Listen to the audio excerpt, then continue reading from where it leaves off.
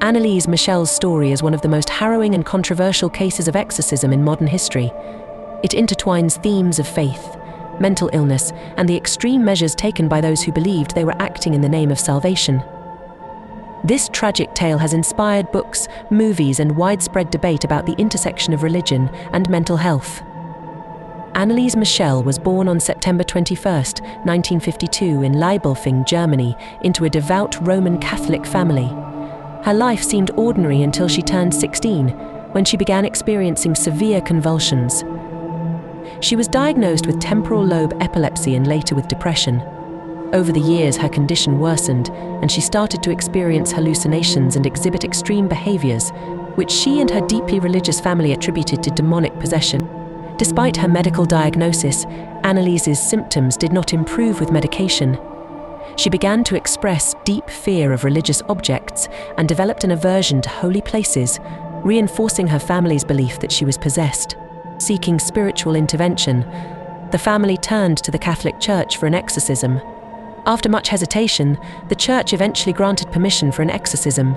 In 1975, Father Arnold Renz and Pastor Ernst began conducting the rites of exorcism, following the ancient ritual outlined in the Ritual Romanum. Over the next 10 months, they performed 67 exorcism sessions, each lasting up to 4 hours. During these sessions, Anneliese reportedly exhibited behaviors such as speaking in tongues, showing superhuman strength, and sharing knowledge that she could not have known naturally. She also claimed to be possessed by several demons, including Lucifer, Cain, Judas Iscariot, Hitler, and Nero. The exorcism sessions were grueling, with Anneliese enduring extreme physical and mental torment. On July 1, 1976, Anneliese Michel died in her home. The official cause of death was malnutrition and dehydration. She had stopped eating and drinking during the exorcism period. At the time of her death, she weighed only 68 pounds. Her death raised immediate questions about the responsibility of her parents and the priests who had been present during the exorcisms. Anneliese's death led to a high-profile court case in 1978.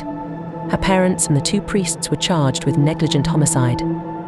The defense argued that Anneliese had the right to refuse medical treatment and that the exorcisms were a justified response to her condition.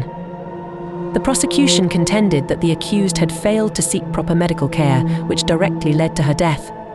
The court found all 4 defendants guilty of manslaughter resulting from negligence and sentenced them to 6 months in prison, later suspended, and 3 years of probation. The case of Anneliese Michel sparked widespread controversy and debate. Many viewed it as a tragic example of religious fervor and superstition overriding medical science. Critics argued that Anneliese's condition was purely psychological and neurological, and that the exorcisms exacerbated her illness. They saw her death as a preventable tragedy caused by neglect and abuse. On the other hand, some believed that Anneliese was indeed possessed and that her case was an authentic encounter with demonic forces. They viewed her death as a result of the demon's final, desperate act. Her grave in Klingenberg am Main became a pilgrimage site for those who believed in her possession and martyrdom. The story of Anneliese Michel has left a lasting impact on both religious and secular communities. It has been the subject of several films, including the well-known The Exorcism of Emily Rose, which dramatized her story and brought it to a global audience. Her case continues to be a point of reference in discussions about the ethics of exorcism, the responsibilities of religious institutions, and the treatment of severe mental illness. In the years since her death, Anneliese Michel has been both vilified and venerated.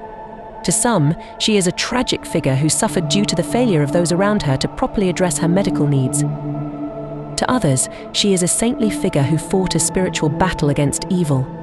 Her story remains a powerful and cautionary tale about the dangers of extreme belief and the complexities of mental health. The chilling exorcism of Anneliese Michel is a stark reminder of the fine line between faith and fanaticism and the devastating consequences when that line is crossed. Her life and death continue to evoke strong emotions and provoke important conversations about how society should balance religious beliefs with medical understanding.